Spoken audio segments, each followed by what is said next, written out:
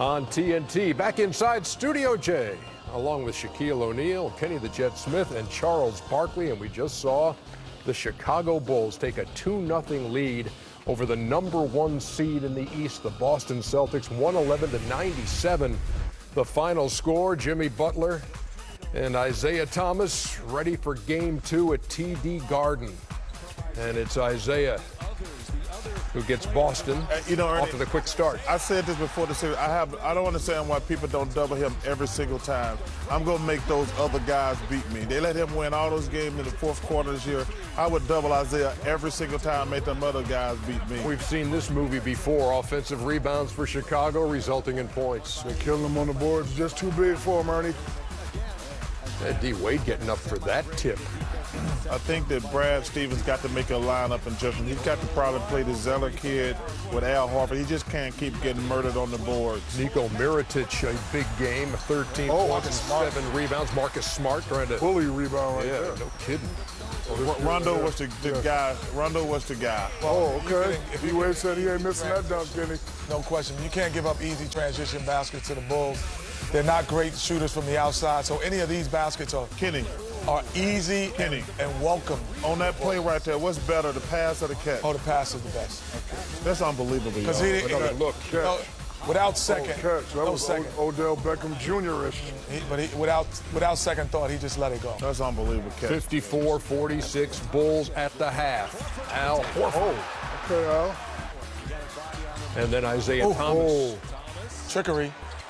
1 point game, 60-59. Yeah, Ernie, they can't stop anybody. But you know what the other thing, Chuck? I don't understand why they overplay like he gets backdoors. The Bulls are probably the worst three-point shooting team in the NBA, if not the. And they are. OKC's worst. Okay, well, there's no reason. You can have all of these. But not when the house is on fire. Right. Yeah, the house is on fire now. You just got to get the kids out. You know, the ability to give me that.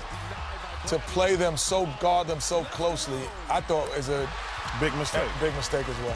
Jay Crowder's dunk at the end of the third cut it to 86-75. Oh, great shot right there. Bang.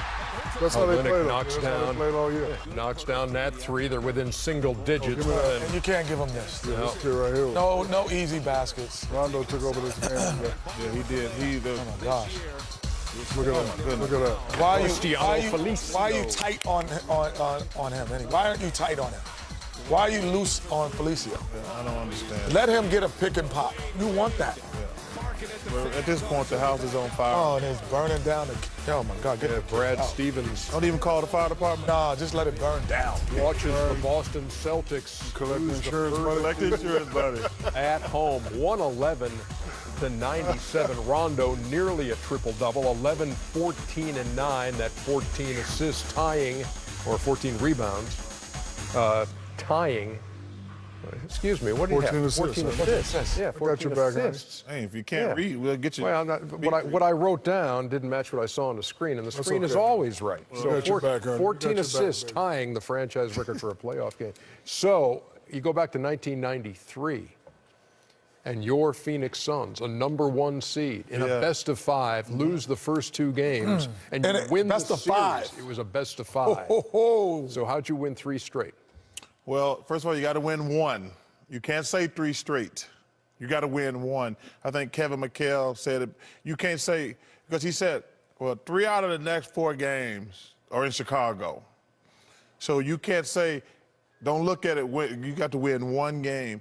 I tell you what was interesting, probably my favorite coach to play for, maybe Billy Cunningham was my favorite, but Paul Westphal was my second favorite.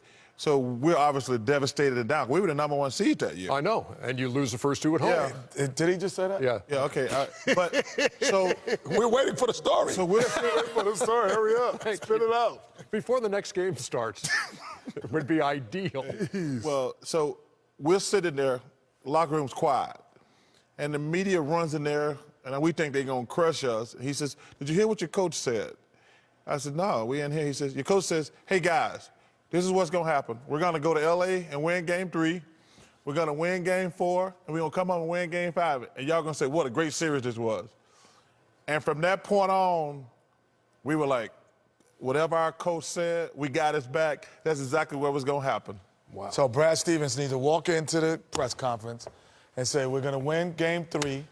We might lose game 4, but we're going to win game 5. We're going to win 2 out of the next 3 games. But I actually think if you watch that game closely, right? What I said during the highlight, Isaiah Thomas is a great player. I'm not going to let him beat me.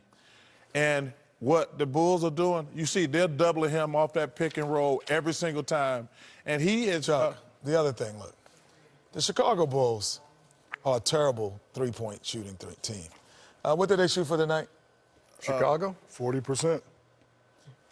They only, 10 out of 25. 25. I will let them take 25 or more threes. I thought they probably gave them 4 or 5 extra shots driving to the basket when they could have just sloughed off defense.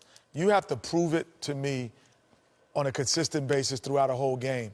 To guard Felicio, to guard players that aren't threats from the perimeter with the aggression that they were guarding guys on that perimeter, to me was just a bad game plan or a bad execution of a game plan that Brad Stevenson had something different. And I actually think he got to change the starting lineup. In my opinion. Well, yeah, we were talking about Zeller. That's how they play all year, Kenny.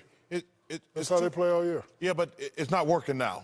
This is a bad matchup. It's not working because they're getting out. But you can't. That's my point, Bulls, though. So, Shaq, that's exactly the point I'm going to make. You can't keep put that little mini-me lineup out there. You got to make adjustments. I would start, just my opinion. I might. First of all, they're better offensively if they go this lineup. Olenek or Zeller, I got to get bigger. I just can't keep getting my brains beat in on the boards because you lose one more game, one of these next 2, this is a wrap. 111-97 the final score.